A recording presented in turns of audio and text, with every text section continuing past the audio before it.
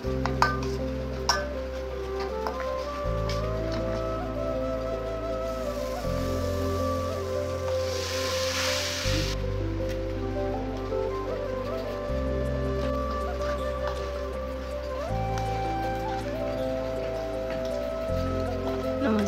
মোৰ চেনেল অন্যটি ভিডিঅ'লৈ আপোনালোক সকলোকে স্বাগতম জনাইছোঁ। মই আজি আপোনালোকলৈ আমৰ আচাৰ এটা ৰেচিপি লৈ আহিছোঁ। চাওকচোন বাৰু মই কেনেদৰে বনাইছোঁ। এই আমখিনি ভালদৰে ধুই এদিন ৰ'দত দি ল'লোঁ পানীটো নিয়ৰ হ'বলৈ। তাৰপৰা সৰু সৰুকৈ কাটি নিমখ দি দিছোঁ। নিমখখিনি দি ভালদৰে লৰাই পিনে মই ৰাতি ঢাকি থ'ম। ভালদৰে মিলাই লৈছোঁ নিমখখিনি।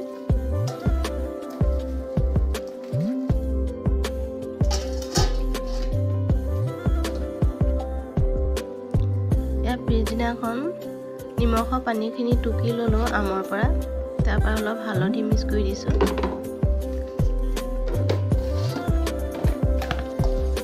হালধিখিনি ভালদৰে মিলাই লৈছোঁ।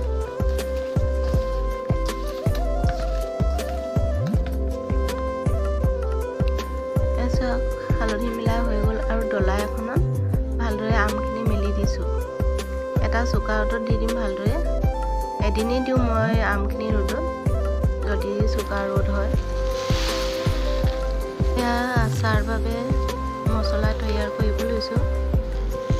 ধনিয়া, জিৰা,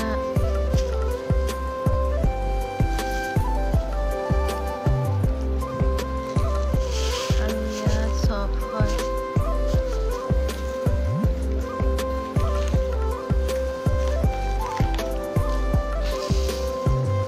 আৰু ইয়াত জইন গুটি,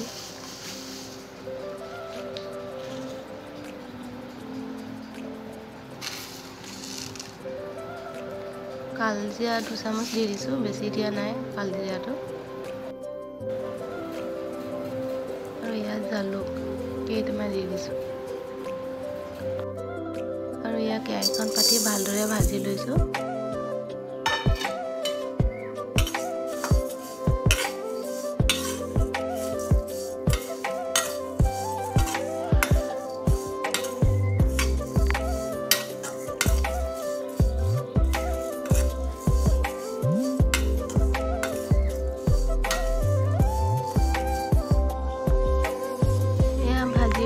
মই নমাই থলোঁ। নমাই পিনে এতিয়া মিক্সিত পিচিম।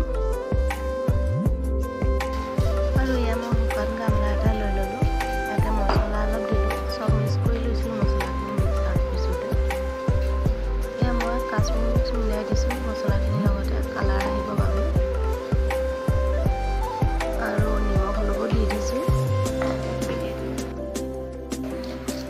এয়া ভালদৰে মই মছলাখিনি মিক্স কৰি লৈছোঁ। নিমখ আৰু ৰং গুড়ি দি দিছিলোঁ।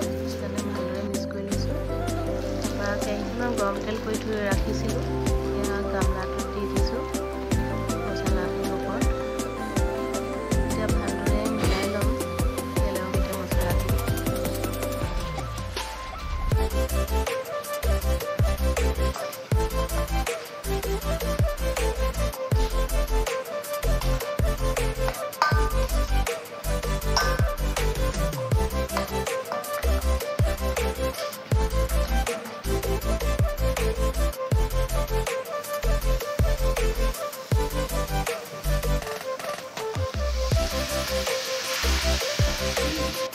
মছলা আৰু তেল মিলাই ভালদৰে হৈ গ'ল।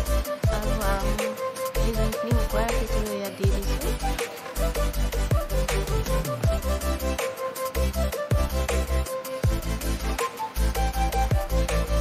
ইয়াত তেলৰ সৈতে ভালদৰে আমখিনি মিলাই লৈছোঁ। আপোনালোকে যদি বনায় আচাৰ, আমৰ আচাৰ, এনেদৰে বনালে আপোনালোকে কেইবাবছৰো ৰাখিব পাৰে। বহুত দিনলৈ খাই থাকিব পাৰিব।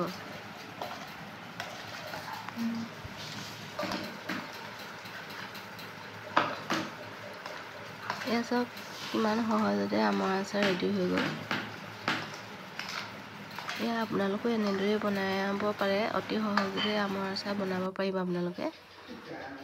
এতিয়া আচাৰবিলাক শুকান বৈয়াম এটাত ভৰাই ৰাখিম। আপোনালোকে যদি ভিডিঅ'টো চাই ভাল লাগিলে প্লিজ লাইক কমেণ্ট আৰু ছাবস্ক্ৰাইব কৰি দিব।